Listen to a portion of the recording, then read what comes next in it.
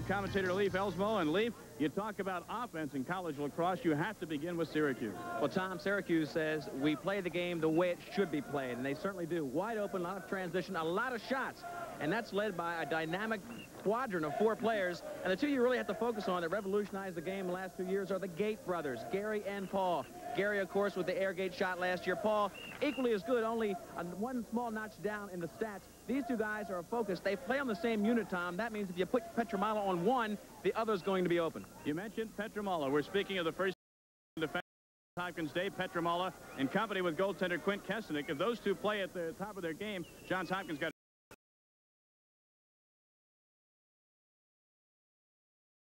Kesenick behind him, but there's only 2 of them. They're going to need 3 other guys to cover the full roster that Syracuse has, but those 2 guys, no question about it, critical that they have the best game of this year. Revenge should be on the mind of the Orangemen today. Their only loss of the year, the season opener, by 1 goal at Johns Hopkins. What will happen today in College Park? We'll be back to find out in a moment.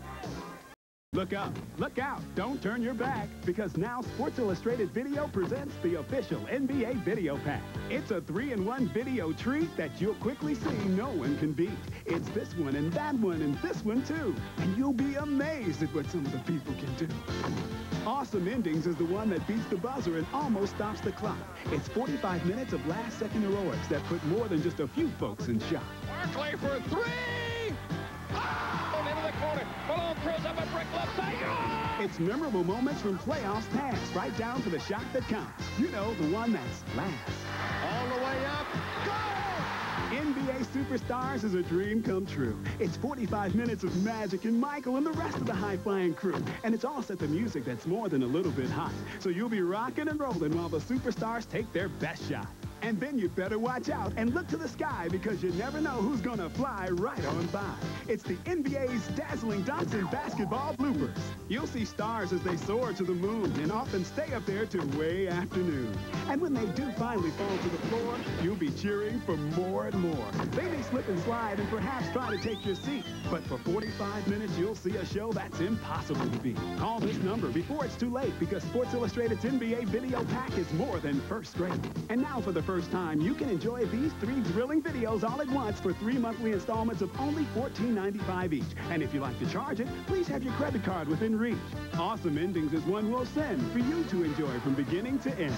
And Superstars will rock right along, because it's all set to music, perhaps even your favorite song. And of course, you've heard the rumors that the greatest of all may be dazzling dunks and basketball bloopers. You won't find all this action in your local store, so don't bother to look on the rack. Call now, because this is the only place you can get Sports Illustrated's NBA Video Pack. Call 1-800-392-2100 or write this address. You can charge it, so please have your credit card handy. You might wonder why we call the Hopkins Blue Jays and the Orangemen of Syracuse the powers of the 80s. Here's a graphic reason why. Look at the way they've dominated the championship here in this decade of the 1980s. And these two teams met back on March 4th in the very first game here. The white team is Johns Hopkins, and on the 10-man ride, goaltender Palem gets beat. He was on the ride trying to catch that ball out of bounds, and Matt Panetta scored his 3rd goal of the game as Johns came away with a 14-13 victory before more than 12,000 delirious fans at the Homewood Field in Baltimore, Maryland. And there's a live look at the Johns Hopkins Blue Jays. We take a look at the series between these two teams in the 80s. Hopkins leading at 5-4. The Blue Jays. Don Zimmerman. There is the Syracuse Orangemen, the defending national champions, coached by Roy Simmons Jr., getting set to try and repeat here in 1989. The goaltenders, Quint Kesenick, first-team All-American for the Johns Hopkins Blue Jays, a save percentage of over 65%, and he was excellent against North Carolina in the semifinal game for Johns Hopkins.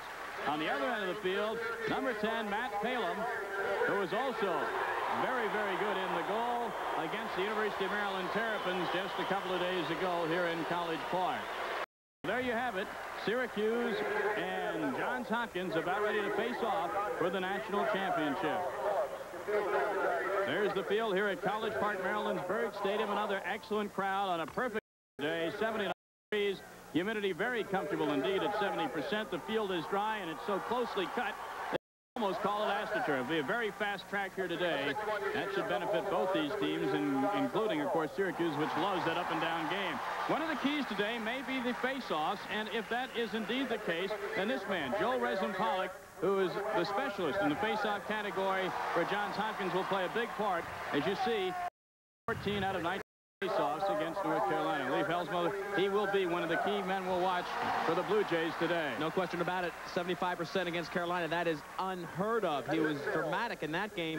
To be equally as impressive here. He did face off against Pratt, Syracuse, earlier this year, but that was the first game of the season for Syracuse. They feel that was not indicative of how good this team is as we look at Roy Simmons. They feel that Pratt has seasoned himself, and he's ready to face off against Don Zimmerman's Joe Resin-Pollock. Well, I'll tell you, Zimmerman and Simmons, there's a contrast as well. Zimmerman, very uptight, almost a military aspect to his behavior. Roy Simmons laid back, and hey, if we don't win the game, the sun will rise tomorrow. And the teams reflect that kind of demeanor and style. Zimmerman right there has the best coaching staff in the country as far as intensity, and they always play great. There is just a portion of the sun-spangled crowd we have here today at BYRD Stadium. Very well attended this tournament. They set a record in the semifinal round of over 20,200. And I'd guess we're at or maybe a little bit above that by the time they all come through the turnstiles today at BYRD Stadium in College Park, Maryland. Tom Means with Leif Helsmo, and the introduction's been made. The teams are taking the field, and we're taking a look. We talked about Resin-Pollock for Johns Hopkins. Kirk Pratt will be his opposite number on the face-off for Syracuse. Tom, I mentioned Kirk Pratt in the sense that he faced off against Resin-Pollock the first game this year, and Simmons feels that he has seasoned so much since then. He feels good about this matchup, Pratt against Resin-Pollock. Of course, Resin-Pollock, again, 75% yesterday against Carolina. One of the big reasons they're here today.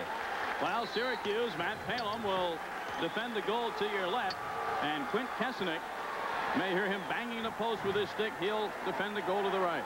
Tom, look at this face-off in the wide shot. Syracuse, maybe the only team in the country to use their normal midfielders. The GAIT brothers are on the wings. That's thinking all offense. Everybody else uses a long sticks pole, and Hopkins is no exception. The face-off between Pratt and Resin-Pollock, and it's controlled by Kirk Pratt of Syracuse, and here come the Orangemen.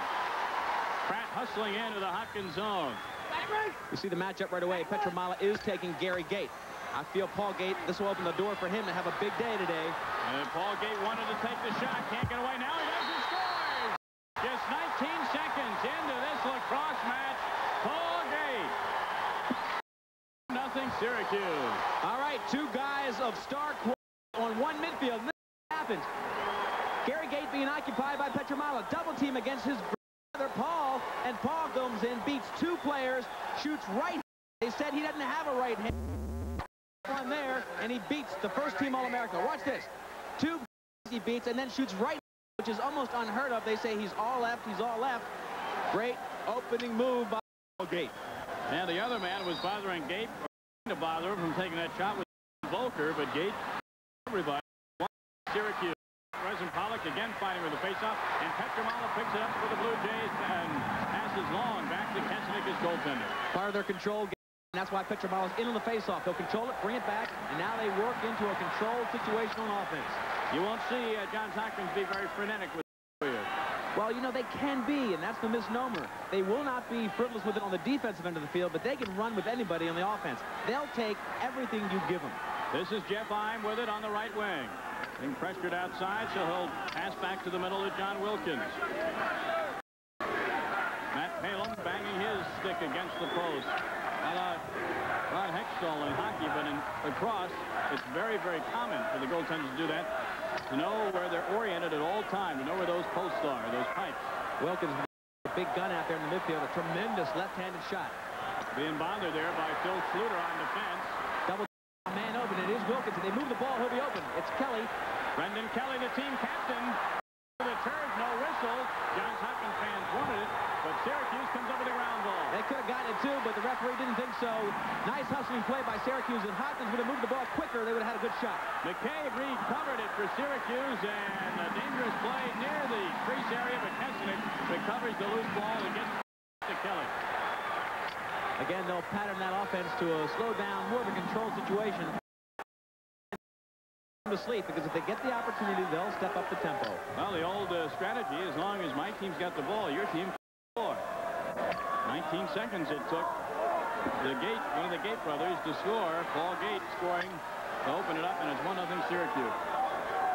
This is Rob Herzing behind 34 playing defense. He's a long sticks midi playing against the attack of Jeff Ime. Ime tries to get around him, has the shot, and the save is made by Palom.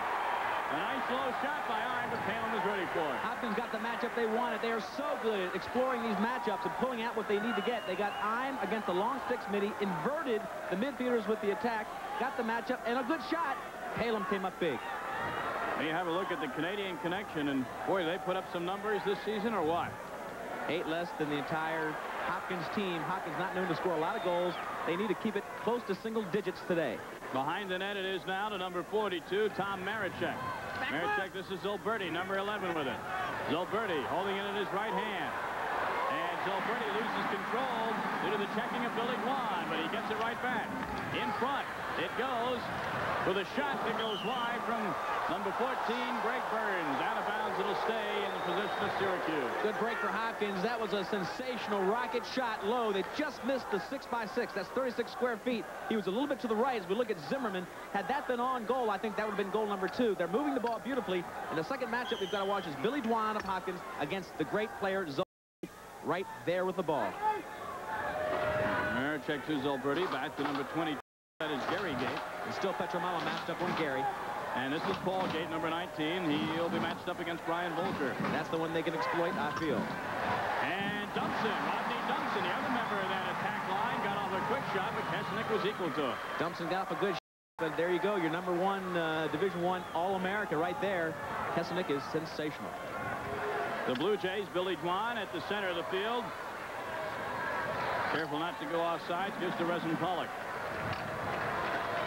You must keep 3 men plus the goaltender back in your half of the field at all times.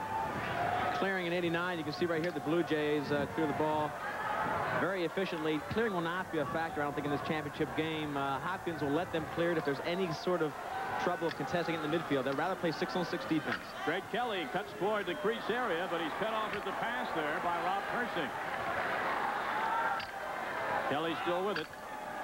Tries to use a pick from Adam Wright. Kelly comes in, and his shot is way high and long, and it will maintain possession to Johns Hopkins. 10:44 left first quarter, 1-0. Syracuse on top.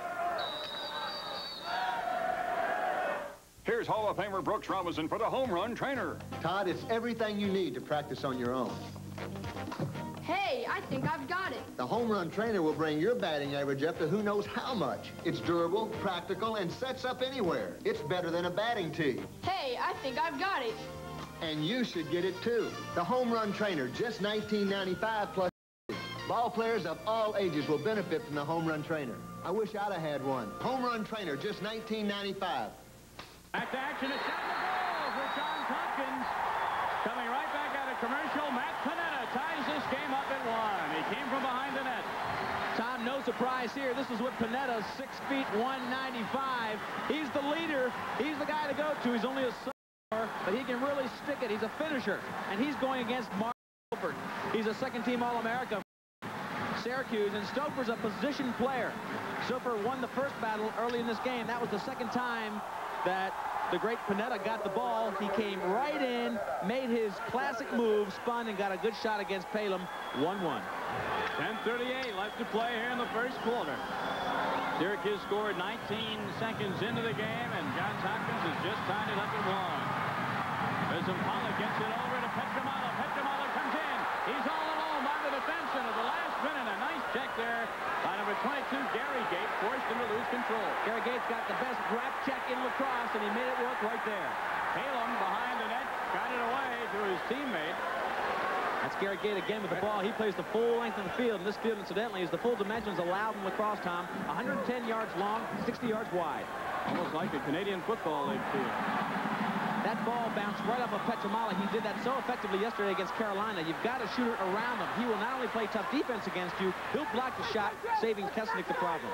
Gary Gate got it back for Syracuse. Out in front to Paul Gate. He winds up and scores. Paul Gate is Syracuse a 2-1 lead. This is the matchup I was really afraid for Hopkins because, again, Gary Gate's getting the attention. Paul Gate, there's not much difference between Paul and Gary. Gary just gets the press because of the alley-oop shot last year, the air gate shot. Here he is, wide open. Look at the soft defense on him. Dwan tries to slide over way too late.